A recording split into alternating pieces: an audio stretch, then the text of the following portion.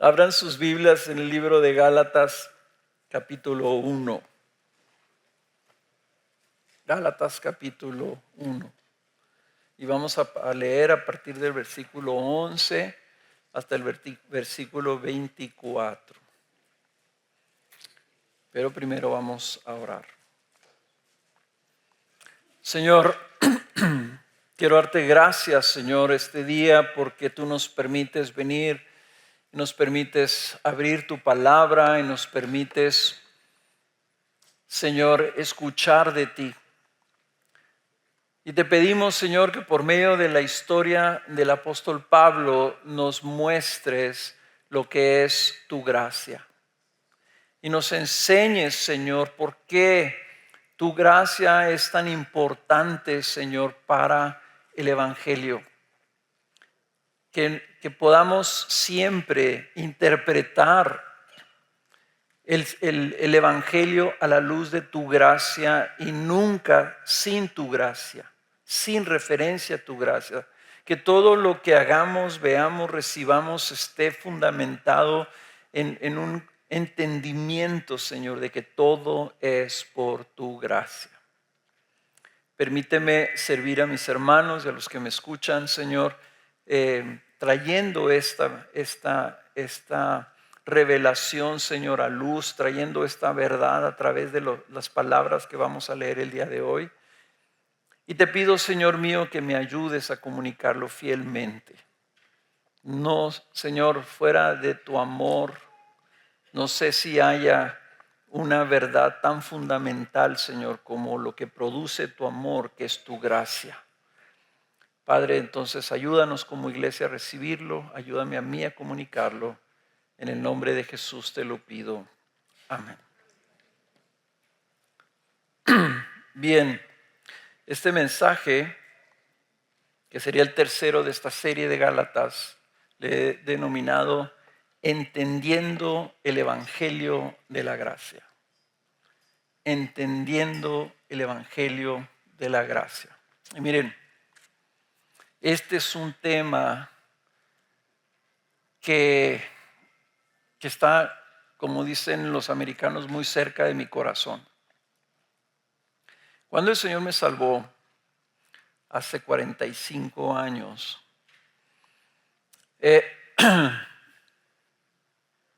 una de las cosas que me llamaba la atención fue tan radical lo que hizo el Señor en mi vida. Me pasó de la miseria a un gozo desbordante, ¿verdad? Me pasó de vivir en una vida triste y oscura y gris a vivir en el gozo del Señor por meses. Y lo primero que vino a mi mente cuando el Señor obró así poderosamente en mi vida al salvarme era ¿por qué? ¿Por qué me salvaste, Señor? ¿Por qué me salvaste a mí? ¿Por qué te fijaste en mí? Y lo poquito que yo sabía, no sabía mucho del cristianismo, lo poquito que yo sabía me llevaba a pensar que la razón tenía probablemente que ser que alguien había orado por mí. Y yo decía, pues ¿quién pudo haber orado por mí, verdad? Mi abuela era atea. Mi madre nunca iba a la iglesia. Mi padre iba a la iglesia. Pero la relación mía con mi padre no era nada buena. Entonces yo decía, no creo que mi papá haya orado por mí, ¿verdad? Aunque tal vez sí. Inclusive llegué a pensar, dije, no, pues por aquí no le busco. Entonces, como Kena fue la persona que me había hablado, entonces yo pensé, tal vez Kena, como éramos amigos, había orado por mí. Y una vez le pregunté, le dije, oye, ¿tú llegaste a orar por mí para que el Señor me salvara? Y me dijo, no, dice, porque nunca me hubiera imaginado que el Señor te hubiera salvado a ti.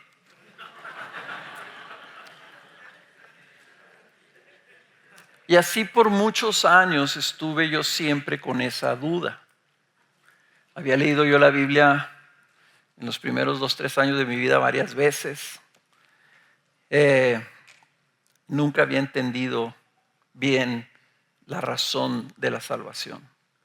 Hasta me acuerdo muy bien dónde estaba yo en mi oficina, ahí en la Vicente Guerrero. Y llegó el pastor fundador de esta iglesia a mi oficina y me dijo, ¿sabes qué? Quiero que organizar un retiro con los líderes, tengo que compartirles algo muy tremendo que acabo de aprender. Ya habíamos empezado charlas con Gracia Soberana. Dice, ya quiero enseñarles, dice, lo que aprendí acerca de la gracia. Y me compartió como 2 o 3 versículos, algunos de los cuales los voy a compartir a ustedes también. Y a mí me sorprendió, pero me sorprendió. Yo había leído la Biblia y había leído la palabra gracia muchas veces y nunca había tenido un entendimiento de lo que eso significaba. Hasta ese momento. Y ese momento también se contestó mi pregunta, ¿por qué, Señor, me salvaste a mí? Y la razón era por pura gracia. Yo estaba buscando una razón fuera de la gracia de Dios y me di cuenta que la única explicación posible era que Dios había extendido su gracia sobre mi vida.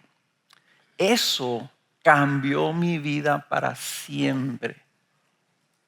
Mi vida es antes de entender la gracia de Dios a después de entender la gracia de Dios. Y amo la gracia y yo quiero que ustedes conozcan bien lo que es la gracia de Dios y amen la gracia de Dios. Y que se pasen el resto de sus vidas tratando de abrazar, comprender y profundizar en lo que es la gracia de Dios. Después de 40 años de estarlo haciendo, hermanos, yo alcanzo apenas a entender poquitito de lo que es la gracia de Dios.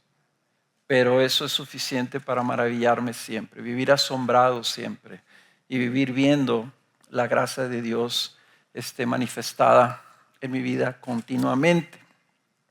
Entonces vamos a leer nuestro texto y les voy a pedir que pongan atención en algunas frases específicas, porque este texto aparente sí tiene una referencia a la gracia de Dios, pero aparente no necesariamente es el tema de la gracia aquí, aparentemente, pero sí lo es. Dice Gálatas 1:10. Si quieren voy a leer desde el versículo 10. Voy a leer desde el versículo 10, ahí nomás los que están en la pantalla, a ver si no pueden hacerme ese cambio ahí.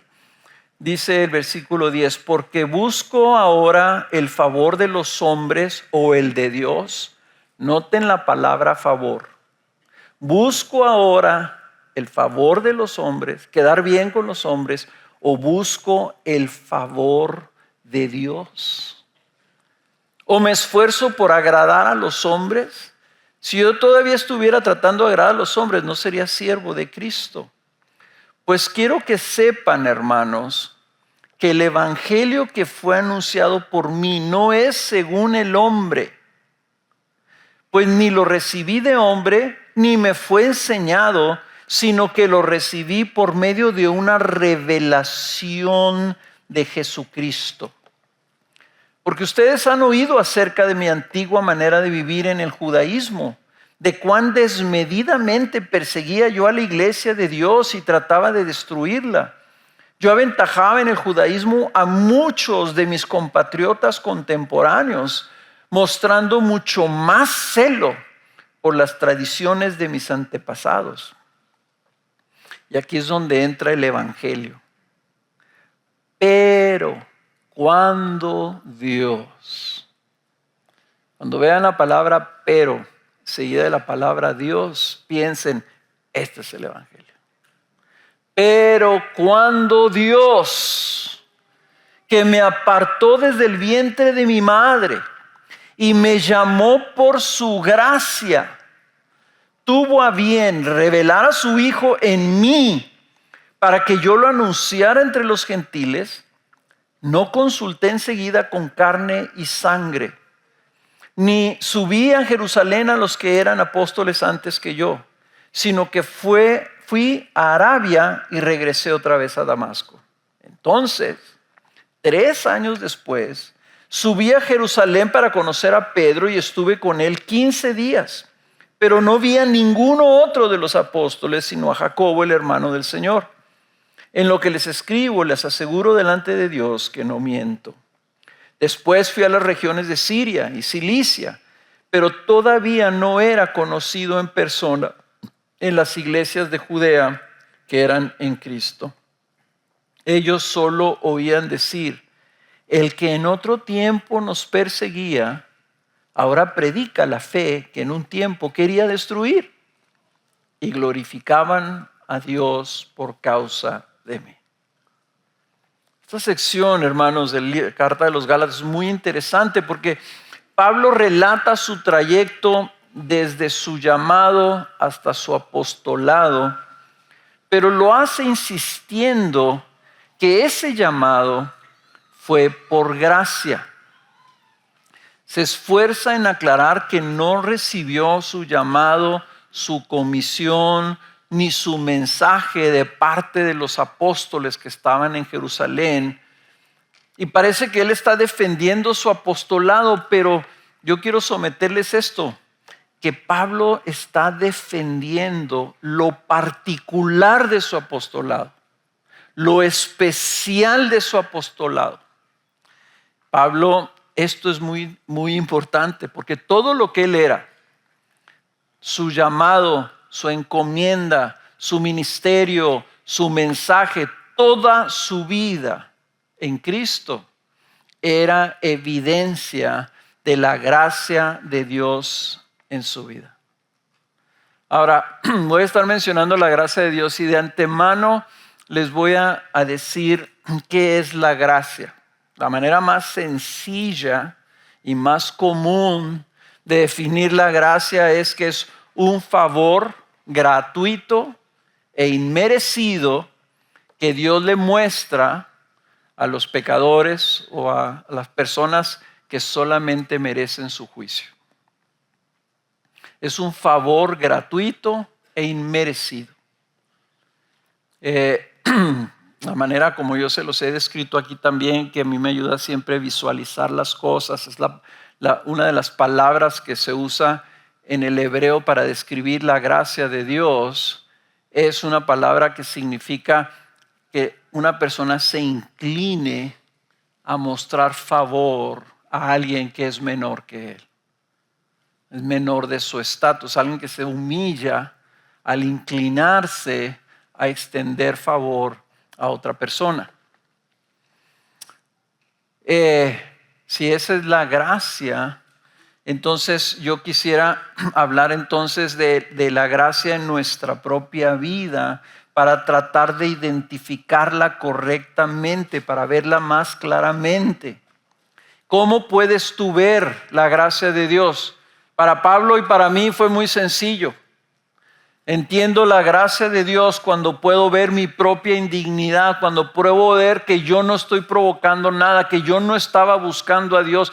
Pablo no estaba buscando a Dios.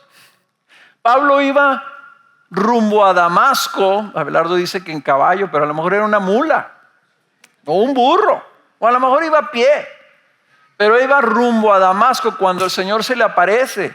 Iba rumbo a Damasco a apresar y a torturar y a maltratar a los cristianos. Si alguien no estaba buscando a Dios, era Pablo. Yo tampoco. Sin embargo, el Señor mostró gracia. La única manera o la principal manera de entender la gracia en nuestra vida es entender que nosotros no somos dignos de un favor de Dios.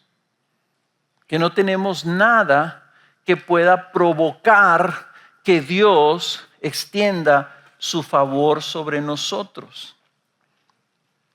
Por ello, hermanos, para entender correctamente el Evangelio, necesitamos entender correctamente la gracia de Jesucristo.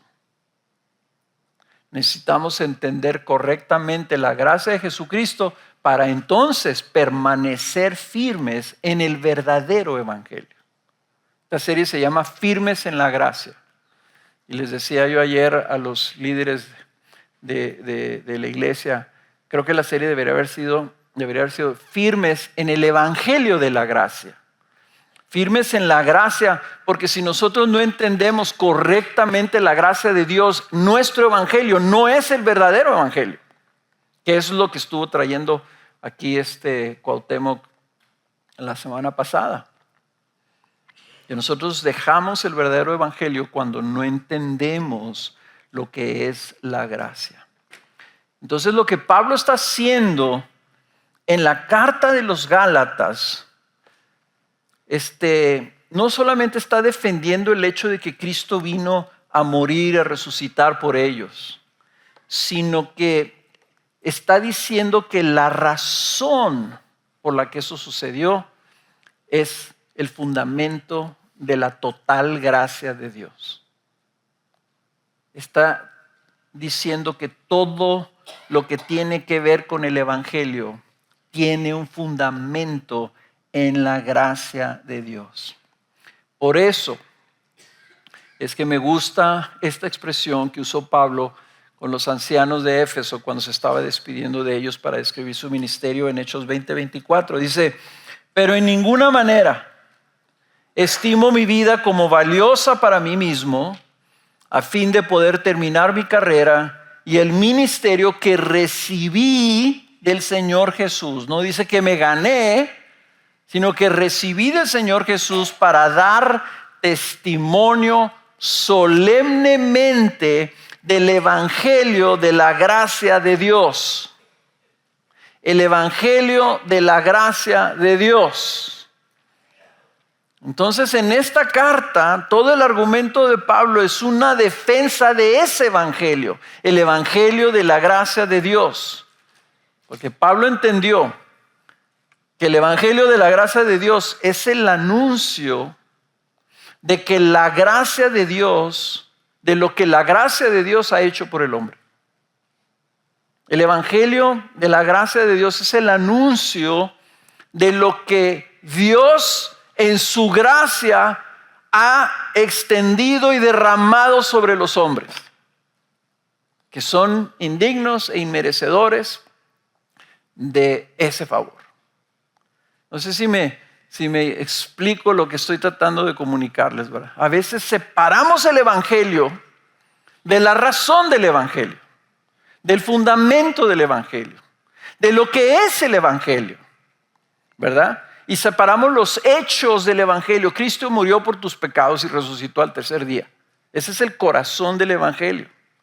Pero el evangelio es el evangelio de la gracia de Dios. El evangelio es decir, mira de qué manera Dios ha mostrado el favor por ti. Lo mostró de la manera que Él está dispuesto a entregar a su Hijo para que muera en la cruz, para que tome tu lugar y pague por tus pecados, para que luego tú recibas la vida de Jesús y estés con Él para siempre. Y todo lo hace por amor, todo lo hace sin que tú lo busques y sin que tú te lo ganes por medio de tus méritos. Ese es el verdadero evangelio. Y lo que estaba pasando en Gálatas es que la gente quería el evangelio, pero luego quería el evangelio a su modo, o estaba siendo seducido por otros que estaban agregándole algo al evangelio, y al agregarle algo le estaban quitando el carácter del evangelio, que es la pura gracia de Dios. Entonces vamos a ver esto, vamos a hablar un poquito de la gracia de Dios. Esta sección, que es un relato histórico de Pablo, que sería mi primer punto para que lo viéramos. Vamos a ver el texto. El ministerio de Pablo fue por gracia y para gracia. El ministerio de Pablo fue por gracia y para gracia. Y vamos a ver que el argumento de Pablo es muy interesante. Véanlo aquí. Son, yo diría, 4 elementos principales del argumento de Pablo. Él empieza hablando de la forma en que fue llamado y la forma en que fue instruido en el evangelio, y el evangelio que fue llamado a predicar.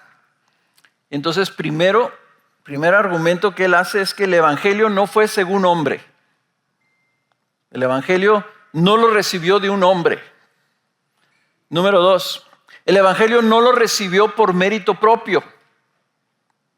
Él era un perseguidor de la iglesia, entonces no lo recibió porque él se lo merecía.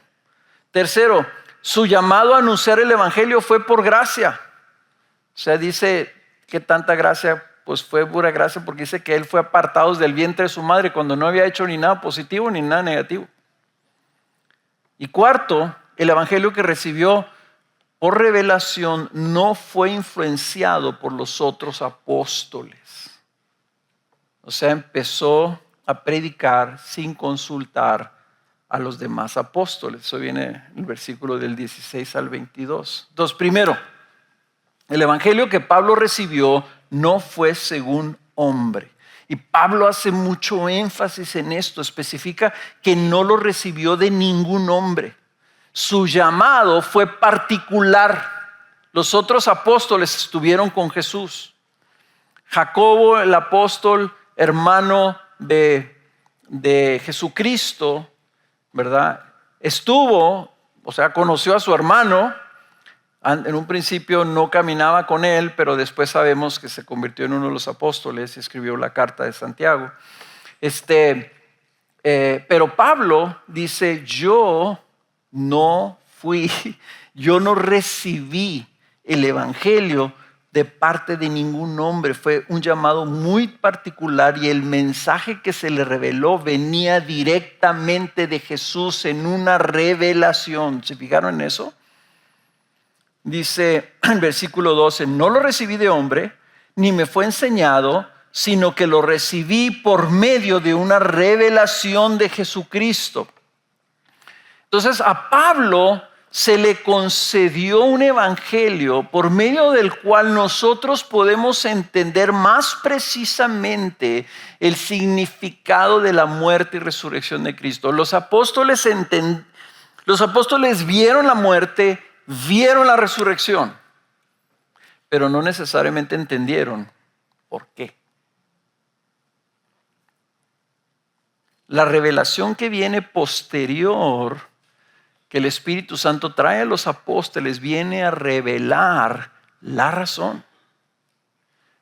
El apóstol Pedro, que era el principal de los apóstoles de Jerusalén, hasta el capítulo 15, creo, del libro de Hechos, es cuando él concluye, entendemos que somos salvos por la gracia de Dios. Entonces, a Pablo se le dio esta revelación para traernos a nosotros. Por eso Pablo es el apóstol de la gracia. Y se le trajo esta revelación directamente de parte de Jesucristo. Por ello es un mensaje apostólico, es palabra de Dios. De la misma manera como lo recibieron los otros apóstoles que pueden decir, yo les estoy diciendo las palabras que salieron de la boca de Cristo. Pablo lo podía decir igual. Entonces vemos a Pablo, que a él se le reveló una claridad acerca del motivo del evangelio.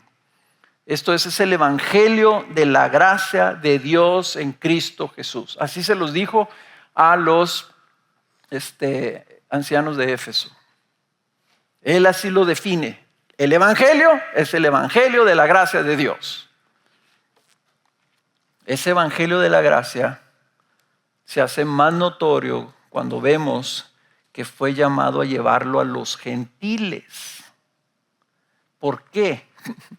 Porque los gentiles, a los ojos de los primeros cristianos que eran judíos, eran los intocables, eran los apestados, eran los paganos, eran los que no pertenecían a Dios. Ellos, como judíos que venían y se identificaban como el pueblo de Dios, sentían, es lógico, Cristo vino a morir por su pueblo, por nosotros los judíos. Pero a Pablo se le llama para que vaya a los gentiles, a los indignos. Y él, que era el más judío de todos los judíos, el que odiaba a los gentiles. Ahí vemos la gracia de Dios. Pablo, el Señor lo puso un 4, le dijo, te estoy llamando a ti cuando me estás persiguiendo. Vas a ir a predicar aquel que antes andabas persiguiendo. Y se lo vas a ir a predicar a aquellos que ni siquiera te atrevías a entrar a su casa. Para que entiendas que el evangelio es por gracia. Y Pablo entendió. Segundo, el evangelio no lo recibió por mérito propio. Pablo fue un feroz perseguidor de la iglesia. Pablo era implacable en su celo por el judaísmo y fue alcanzado por Jesús, fue detenido por Jesús, fue desplomado por Jesús precisamente cuando iba a Damasco a apresar a los cristianos en esa ciudad. No se conformaba con perseguir a los cristianos en Judea, sino que se fue a un país pagano a perseguir a los cristianos que estaban allá, que eran judíos también. Fíjense las palabras que usa en el versículo 13, porque ustedes han oído acerca de mi antigua manera de vivir en el judaísmo, de cuán desmedidamente perseguía a la iglesia de Dios y trataba de destruirla. Ese era el enemigo de la iglesia, era el enemigo de Cristo. Él odiaba a los cristianos. Entonces él sabía, ¿verdad?, que si Cristo lo había llamado, no lo había llamado por su piedad, por sus oraciones, por su amor por Dios, por nada que fuera bueno en él. Porque él sabía que su celo, y menciona aquí que él sobrepasaba a los demás en su celo por sus tradiciones, por sus prácticas. Pero las tradiciones era lo que él peleaba. Él decía, no quiero que me toques mi religión. Buscaba preservar las tradiciones religiosas de los judíos. Entonces su motivación no era, yo estoy defendiendo el honor de Dios. Yo lo que quiero es la gloria de Dios. Su celo era ardiente, pero era carnal. Era humano, era terrenal. Entonces Cristo viene, lo llama, y aún más extraordinariamente y humillante fue que es llamado a proclamar el mismo evangelio que anteriormente perseguía. Y es ahí tienes que ver el buen humor de Dios. Tú me persigues, pues ahora te voy a salvar. Y lo que vas a querer hacer más por sobre todas las cosas es ir a predicar mi nombre. Él sabía entonces, cuando fue alcanzado, que fue llamado por pura gracia, porque él era el principal de los pecadores. Fíjense cómo lo describe su testimonio Pablo en 1 Timoteo capítulo 1, versículo 12. Dice, doy gracias a Cristo Jesús nuestro Señor, que me ha fortalecido porque me tuvo por fiel, poniéndome en el ministerio. Aún habiendo sido yo antes blasfemo, perseguidor y agresor. Dice, bueno, Pablo, ¿cómo dices que te tuvo por fiel si eras blasfemo, perseguidor y qué? Y agresor. Dice, sin embargo, se me mostró misericordia. La misericordia ya es lo que recibió Pablo. ¿Ok? Él recibió misericordia. Como blasfemo, perseguidor y agresor, ¿qué merecía? Merecía la muerte. Merecía el rechazo de Dios para siempre. Merecía el infierno. Pero dice, se me mostró misericordia. ¿Y qué es la misericordia? No recibir lo que mereces. Dice, se me mostró misericordia porque lo hice por ignorancia y en mi incredulidad. Pues sí, ignorante porque no escuchabas lo que otros te estaban diciendo. No escuchaste a Esteban cuando lo estaban apedreando. Incredulidad porque no creíste lo que se te estaba diciendo. O sea que no es excusa decir, pues lo hice en ignorancia. Pues ignorancia, pero tuviste oportunidad de escuchar. Lo hiciste por incredulidad, sí, pero porque no quisiste creer. Pero, ahí está, siempre que vean la palabra pero, hermanos, piensen, ahí viene el evangelio. Pero la gracia de nuestro Señor fue más que abundante con la fe y el amor que se hallan en Cristo Jesús. aquí está la razón. Dice, todas estas circunstancias eran las que estaban en mi vida, pero la gracia de Dios fue más que abundante en la fe y en el amor que hay en Cristo Jesús. Palabra fiel y digna de ser aceptada por todos. Cristo Jesús vino al mundo para salvar a los pecadores. Léase a los indignos. Léase a los que merecen el infierno. Léanse a los que persiguen a la iglesia. Jesús vino al mundo a salvar a los pecadores, a los que no merecen nada de misericordia, entre los cuales yo soy el primero. Y no quiere decir que Pablo está diciendo yo fui el primero que salvó, no, está diciendo yo soy el mayor de los pecadores. Yo soy, si dicen fórmense aquí los pecadores, yo soy el que debo estar en primera fila. Sin embargo, por esto hallé misericordia, para que en mí como el primero Jesucristo demostrara toda su paciencia como un ejemplo para los que habrían de creer en él para vida eterna. En otras palabras, si yo, que era el enemigo de Cristo, que lo perseguía, que era un agresor de la iglesia, que buscaba destruirla, que era un blasfemo, si a mí me mostró misericordia el Señor por su gracia, entonces ahí está el ejemplo para todos nosotros, que el Señor puede mostrar gracia a nosotros y misericordia. Tercer argumento, su llamado a anunciar el evangelio fue por gracia. Acabamos de leer que fue el Señor el que lo puso en el ministerio ahorita, ¿verdad? Él lo puso en el ministerio. Pero su testimonio de su conversión en Hechos 9 nos muestra que fue Cristo mismo el que lo llamó a predicar. Cuando el Señor lo confronta, lo tumba, le dice que vaya a Damasco y que va a venir un apóstol, va a venir un discípulo que se llama Ananías y va a orar por él después de 3 días de estar en un ayuno ciego. Entonces el Señor se le aparece a Ananías porque Ananías no quiere orar por él. Ananías no quiere tener gracia sobre Pablo. Ananías piensa como tú y yo. O sea, Señor, espérate. ¿Cómo que quieres que ya está ciego? Déjalo así. Si así viviendo nos andaba, ahora ya lo tienes así, pues así nos rifamos con él, pero. Y esto es lo que le contesta el Señor a Ananías. Pero el Señor le dijo a Ananías, ve porque él es mi instrumento escogido para llevar mi nombre en presencia de los gentiles, de los reyes y de los israelitas. Yo lo escogí, yo lo voy a poner. Y si lo pongo es por mi gracia, es por mi voluntad.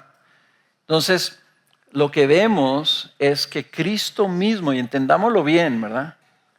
Cristo fue el que hizo a Pablo implacable. Y lo hizo celoso desde el vientre de su madre. Fue Cristo quien lo preparó en el judaísmo y le permitió ser un perseguidor. Y fue Cristo quien lo llamó para que quedara bien claro ante los ojos de todos que solamente era por gracia que Pablo estaba en el ministerio. Entonces el celo que vemos de Pablo por el evangelio lo tenía antes por el judaísmo. Lo implacable de Pablo, que lo apedreaban por predicar el evangelio, se levantaba y se iba al siguiente pueblo. ¿Y qué hacía? Predicaba el evangelio. Esa implacabilidad se la puso el Señor para su propósito, desde el vientre de su madre, para que él cumpliera el ministerio que le tenía preparado. Esa es la gracia. Y la gracia entonces para Pablo y para nosotros se ve más claramente cuando no hay ningún mérito en nosotros que justifique recibir el favor de Dios. Nuestro problema, hermanos, es que no entendemos la gracia de Dios porque pensamos que sí tenemos un mérito, que sí merecemos la misericordia de Dios. ¿Y a poco no es ese el mal del mundo? Cuando tú hablas con una persona que no cree en Cristo y le dices, oye, ¿y no tienes temor que al morir el Señor te juzgue? ¿Qué dicen? No, pues yo nunca he matado a nadie. No soy tan malo. Decir no soy tan malo significa soy medio bueno. Ya te estás calificando tú. Ese medio bueno, como Dios es bueno, ese medio bueno que soy me va a ganar una entrada. Aunque sea de panzazo, pero sí entro. ¿Y por qué decía el Señor? ¿Por qué decía el Señor? Las prostitutas y los publicanos van adelante que ustedes al reino. Porque las prostitutas sabían que no tenían ningún mérito. Los publicanos sabían que no tenían ningún mérito. Los presidiarios, los drogadictos, los asesinos, los malandros van a ir delante de muchos de nosotros en el reino de los cielos porque saben que ellos no tienen ningún mérito y ellos se apegan a la gracia de Cristo. Y nosotros corremos el riesgo, como los Gálatas, de pensar que hay algo en nosotros que podemos hacer para agregar a nuestra salvación.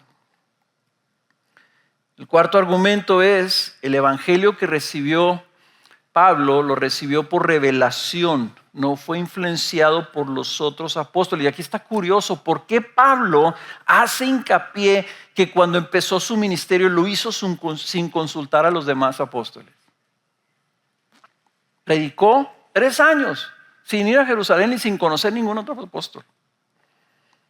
Lo hace porque al ser una revelación de Cristo, el evangelio que recibió estaba completo. O sea, la verdad que recibió estaba completo. No requería que alguien más se le explicara. No requería que fuera expandida. Y es así como deben de ser las revelaciones. El Señor le dio claridad a Pablo. Fue una revelación divina que Pablo recibió acerca de la gracia, de que recibimos gratuitamente la salvación de Cristo. Y eso, hermanos, no provino de ninguna interpretación humana. Ningún apóstol se puso a pensar y dijo, ¿cómo Dios va a morir por sus enemigos?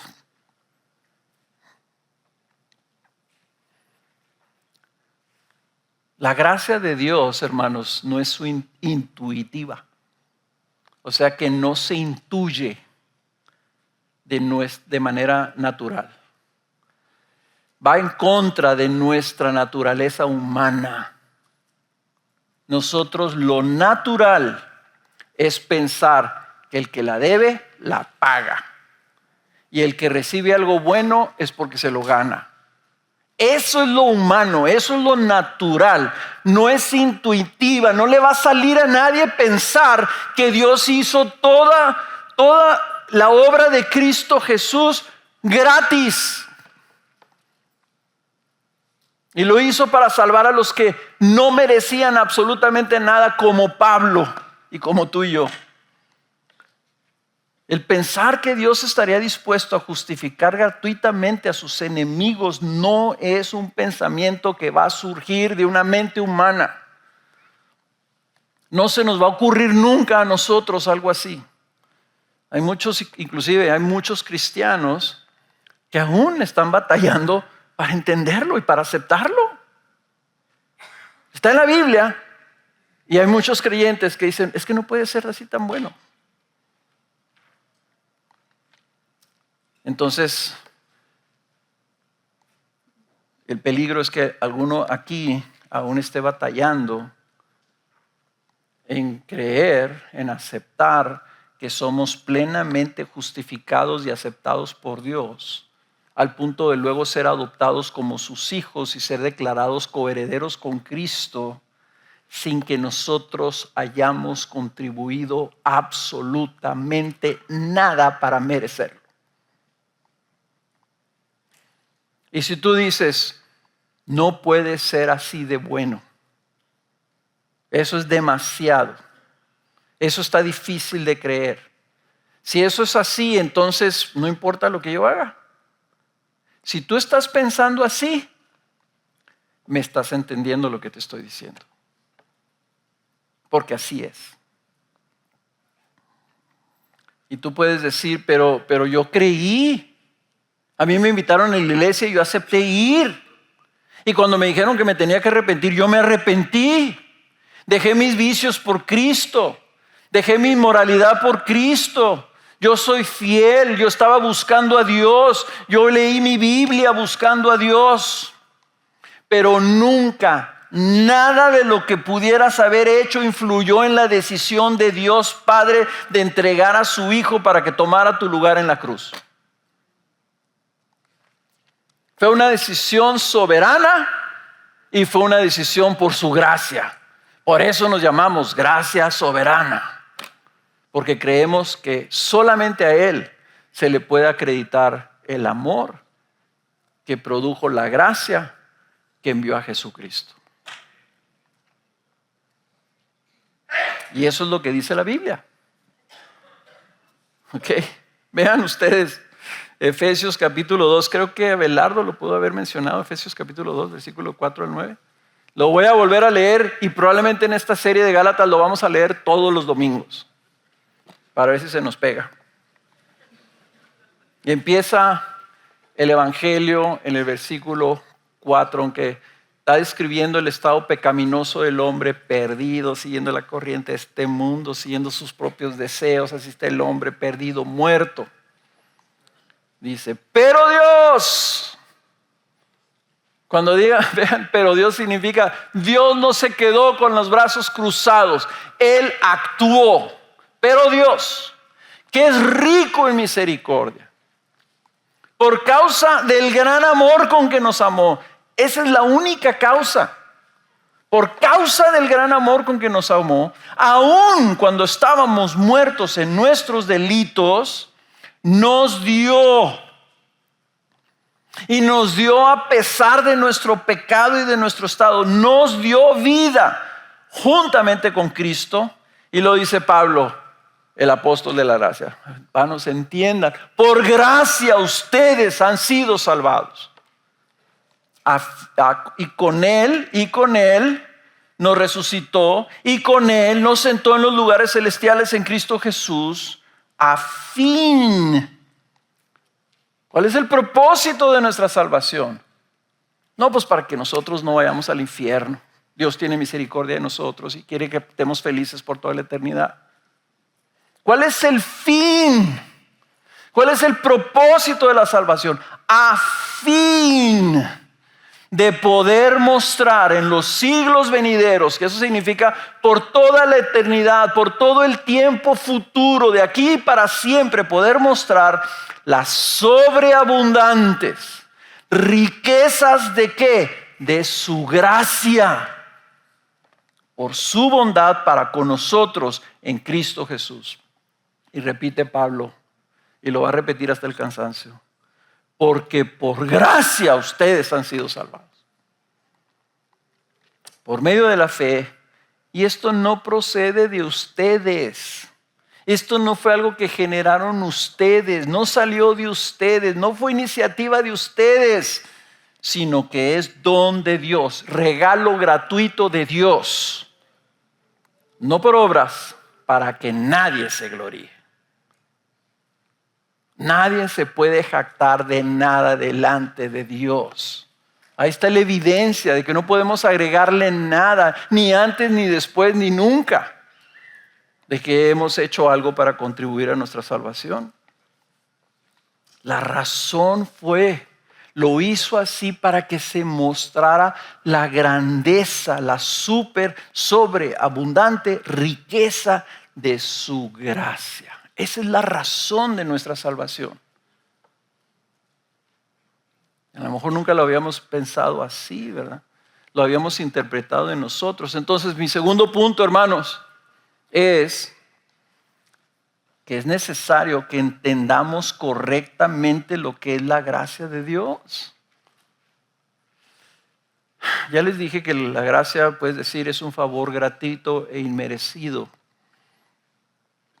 Pero quiero que proyecten aquí esta definición de John Piper, que, no sé, yo lo edité un poquito en la traducción, pero quiero que la lean, quiero que está aquí. La gracia es la completamente libre expresión de su bondad, de su bondadosa misericordia hacia aquellos que no lo merecen, pero que se encuentran en gran miseria y necesidad. La gracia es la completamente libre. Nada lo provocó. Nada vino a Dios que saliera esto.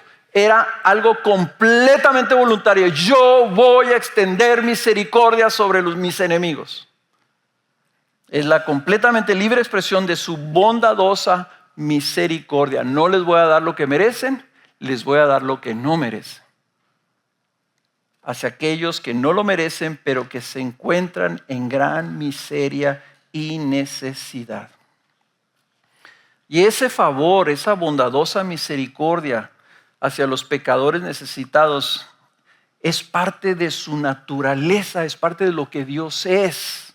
No es algo ocasional, no es algo arbitrario, no es algo que de repente Dios dice, voy a mostrar gracia. Y lo sabemos por medio de Jesucristo. Dice la Escritura que Jesucristo es el resplandor de su gloria y la expresión exacta de su naturaleza. Eso está en Hebreos 1:2.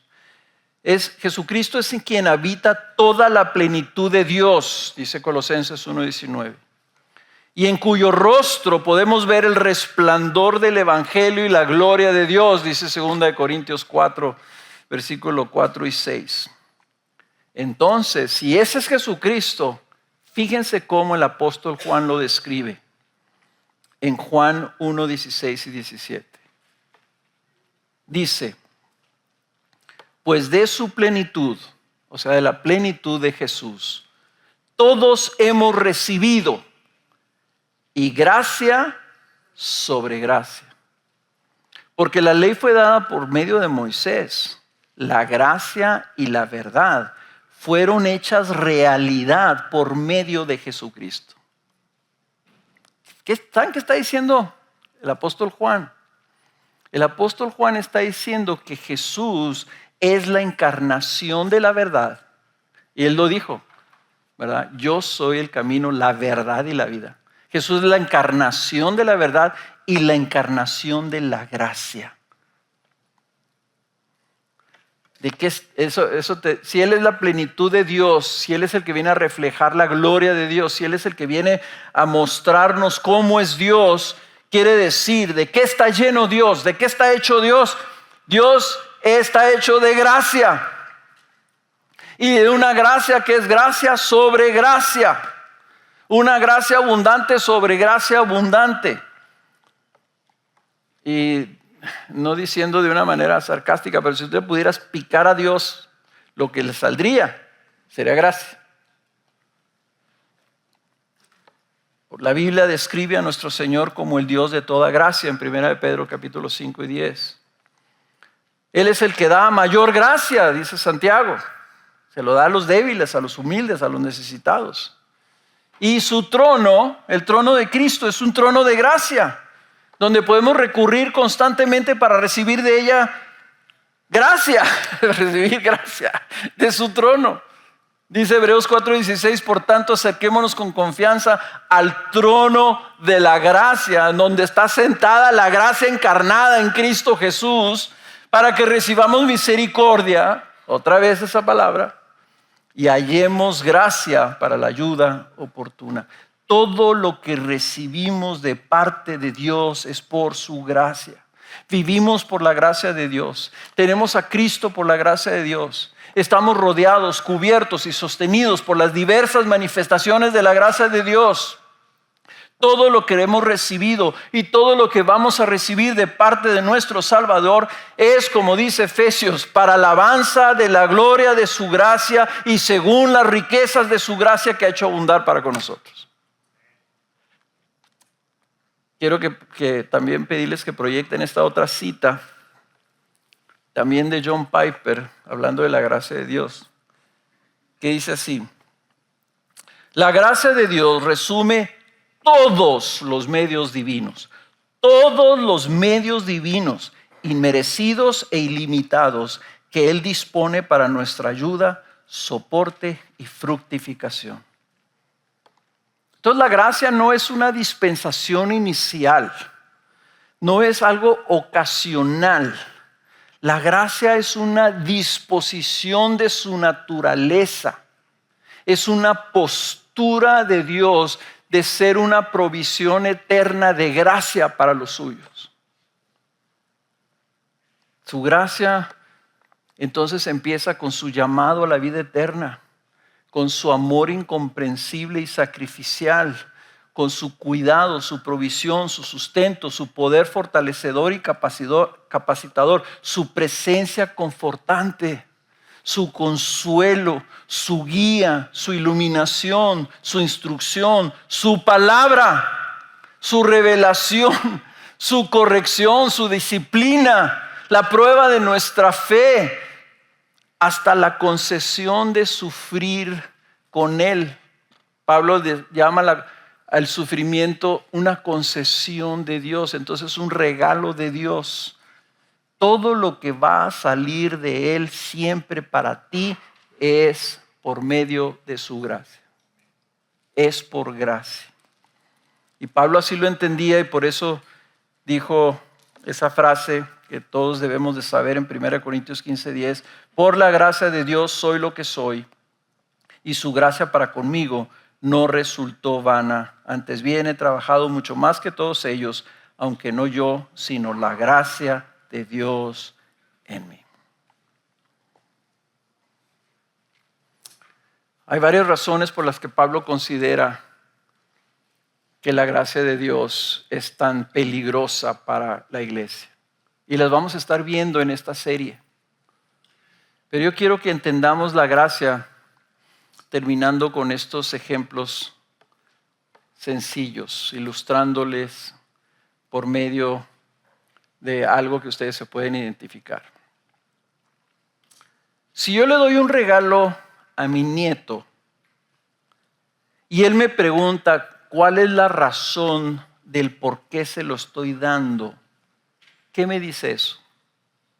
Lo que me dice es que él piensa que los regalos solamente se dan si hay algún mérito o si hay algo que hace que se lo gane. En otras palabras, los regalos no son expresiones de amor, sino son premios por un comportamiento. ¿Verdad?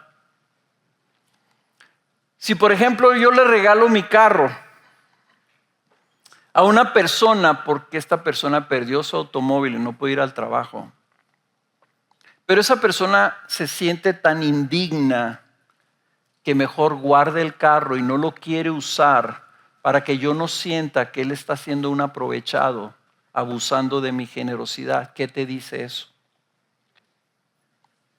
O, por ejemplo, si yo le hago un obsequio a alguien y ellos sienten que ahora me deben un regalo en respuesta al mío, ¿verdad? Que es muy común.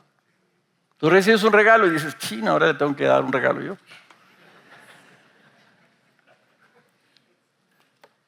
O por ejemplo, si alguien te invita a que lo acompañes en un viaje y tú te sientes mal y entonces dices, mira, yo te voy a cargar las maletas.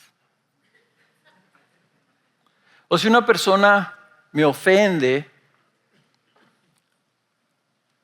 pero yo queriendo obedecer lo que dice Romanos 12, quiero bendecirlo y le hago un obsequio o busco hacerle un bien, pero la persona consciente de que él me ofendió anteriormente, me dice, no soy digno. No, ¿cómo crees que te lo voy a aceptar si yo te ofendí? O si, volviendo a darle un regalo a mis nietos, si yo les quiero dar un regalo a mis nietos y sus mamás, mis hijas y mi nuera les dicen, su abuelo quiere darles un regalo, vayan rápido, lávense las manos, peínense, lístense en la ropa, váyanse presentables para que su abuelo los vea presentables cuando les dé el regalo. Piensan en todos estos casos. Si mi regalo era simplemente una expresión de mi amor, ¿qué me está diciendo esto, verdad? De la gente a la que yo le estoy queriendo dar ese regalo. En todos estos casos, la persona que está recibiendo el obsequio no está pensando en mi amor, ¿verdad? No está pensando en que quiero ser generoso. No está pensando en que yo quiero extender misericordia y gracia. Está pensando en su valor y en su mérito para recibirlo. Eso es lo natural. Y lo tienen todos los niños. Viene de nuestra naturaleza caída. Es algo mundano, es algo carnal. Y siempre vamos nosotros a vernos a nosotros mismos en lugar de simplemente ver la grandeza del amor, la misericordia y la bondad de la gracia de Dios para con nosotros, que en realidad no merecemos nada. ¿Lo pueden ver? ¿Por qué no vemos simple y sencillamente y creemos que Dios es tan absolutamente bueno, tan absolutamente amoroso? Dios es amor, que Él quiere dar de sí mismo lo más valioso que Él tiene, que es su Hijo. Lo quiere entregar a gente que merece absolutamente nada. ¿Por qué no podemos creer eso? ¿Por qué se nos dificulta eso? Porque eso es difícil de asimilar. Y no solamente de asimilar, sino de luego vivir como ello.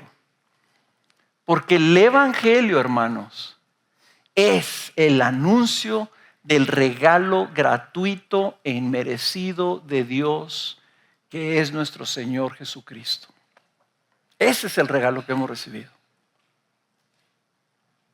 Y si nosotros volteamos la cámara y empezamos a vernos a nosotros mismos, en lugar de simple, sencillamente admirar y decir, wow, qué asombrosa, qué grandísima es la riqueza de la gracia de Dios para con nosotros, los que no merecemos absolutamente nada más que su juicio.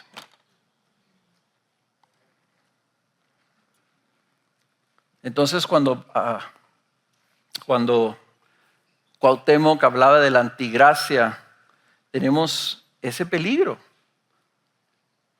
Y la antigracia se puede ver de dos lados, ¿verdad? Es una misma moneda, pero se ve de dos lados. La primera de ellas es cuando queremos ganar el favor de Dios. Nos deslizamos a la antigracia cuando queremos merecer algo. Queremos decir, Señor, me voy a portar muy bien para que este año me bendigas en mi trabajo. Señor, Señor, te propongo que este año voy a leer la Biblia en un año, Señor. Y eso lo voy a hacer porque quiero que tú me bendigas. Cuando nosotros estamos tratando de ganar la gracia de Dios, hermanos, caemos en la antigracia. Y una de las cosas que vamos a estar viendo durante toda la serie es precisamente que nosotros tenemos que luchar. Tenemos que ejercitarnos en la gracia. Tenemos que aprender a permanecer en el amor de Cristo, como dice Juan 15. Y la segunda manera que nos deslizamos a la antigracia es cuando viene el mal o la dificultad. Pensamos que perdemos el favor de Dios. Y esto es muy común. Te enfermas, te dicen, tienes cáncer. Y vienes de rodillas delante del Señor. Señor, perdóname todos mis pecados. ¿Verdad? Me estás juzgando. ¿A poco no? Te chocan. Luego lo piensas, algo tengo que haber hecho mal. Siempre queremos igualar la bondad de Dios, algo que hacemos, o el mal que viene cuando algo que no hicimos, ¿verdad? Les cuento muy rápido este testimonio de Corrie ten Boom. A lo mejor muchos de ustedes no saben quién fue Corrie ten Boom. Fue una mujer holandesa, creo. ¿Era holandesa o de Dinamarca? ¿Era holandesa? ¿De Dinamarca o de holandesa? Y ella y su familia, principalmente ella y su hermana, eran jovencitas, y sus papás decidieron esconder en su casa a familias judías. Vinieron los nazis, se llevaron a los judíos que tenían escondidos detrás de una pared y se llevaron a la familia Ten Boom. El padre de Corrie Ten Boom era un hombre muy devoto, un hombre muy piadoso, creyente. Y Corrie y su hermana también eran muy creyentes. Se las llevaron a un campo de concentración. Y Corrie, que era más chica, vio cómo su hermana empezaba a debilitarse al punto de estarse muriendo de hambre. Entonces ella llegó a dudar de la bondad y de la gracia de Dios, estando en el campo de concentración. Pero su hermana piadosa, Betsy, la corrigió. Y la corrigió usando el Salmo 103, el versículo 11, donde dice: porque como están de altos los cielos sobre la tierra, así es de grande su misericordia para los que le temen. Y esa palabra misericordia, en algunas Biblias se traduce como amor inconmovible, se puede traducir como la gracia de Dios, el favor de Dios. Dice, eso es lo que ella concluyó, le dijo. O sea, puede ser que nos estemos muriendo de hambre aquí, pero la gracia de Dios no se puede medir. Entonces concluyó Corrie Ten Boom cuando escribió su libro, dice: Dios no solo es bueno cuando nos da algo bueno, sino también cuando permitió que mi hermana Betsy muriera de hambre delante de mis ojos en un campo de concentración. Y ahí es donde vamos también a ver que la gracia de Dios, hermanos, no solamente la tenemos que abrazar, sino que luego tenemos que permanecer por fe en ella, pase lo que pase. Porque ese es el carácter de Dios. Y si entendemos que así es Dios y nos pasa una tragedia, nosotros tenemos que decir, de alguna manera, tiene que haber gracia. Y lo podemos ver en la conclusión de Pablo. Miren, vamos a terminar con el versículo 23 y 24. Dice, del versículo 21 y 22, dice que fue a predicar a las regiones de Siria y de Cilicia. Y dice, ellos solo oían decir, el que en otro tiempo nos perseguía, ahora predica la fe que en un tiempo quería destruir. Y glorificaban a Dios por causa de mí. La persecución que Pablo desató llevó a los judíos cristianos y a los judíos que no eran de Judea a salir huyendo. Y salieron predicando el evangelio. ¿Okay?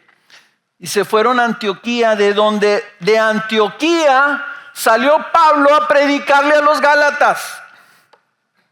Entonces el mal que vino a la iglesia, Dios lo usó para extender su reino. Y no solamente eso, ¿verdad? Sino que el testimonio de Pablo, la gente lo maravillaba y glorificaba a Dios. Decía, esto tiene que ser un milagro. El que antes nos perseguía, ahora nos predica. Entonces, hermanos, la gracia es para gracia y para gloria. Y a veces nosotros no lo entendemos, pero tenemos que aprender a confiar en el Señor, porque esto es lo que nos dice la Escritura. En Efesios capítulo 1, versículo 4 y 6. Porque Dios nos escogió en Cristo antes de la fundación del mundo, para que fuéramos santos y sin mancha delante de Él, en amor. Nos predestinó para adopción como hijos para sí mediante Jesucristo, conforme a la buena intención de su voluntad. Él hace todas las cosas soberanamente conforme a su bendita voluntad, pero es una buena voluntad para alabanza de la gloria de su gracia que gratuitamente ha impartido sobre nosotros en el amado. Si alguna vez escribo un libro y alguien me pide que se lo firme, lo que voy a poner yo es Efesios capítulo 1, versículo 6. Para alabanza de la gloria de su gracia que gratuitamente ha impartido sobre nosotros en el amado. ¿Ven ustedes el evangelio? El evangelio es el amado. ¿A quién se nos dio? Se nos dio el amado. ¿Y por qué se nos dio? Se nos dio por su gracia, para alabanza de la gloria, de la grandeza de su gracia. Entonces ya tenemos suficiente gracia recibida, hermanos, para que eternamente, por toda la eternidad, estemos alabando a Dios por su gracia, dándole gloria por su gracia, aunque nos pasara la peor de las tragedias y lo más terrible en nuestra vida. ¿Ves la gracia de Dios? ¿Ves por qué es tan importante entender la gracia de Dios para permanecer firmes en el evangelio de la gracia de Dios? Vamos a ponernos de pie.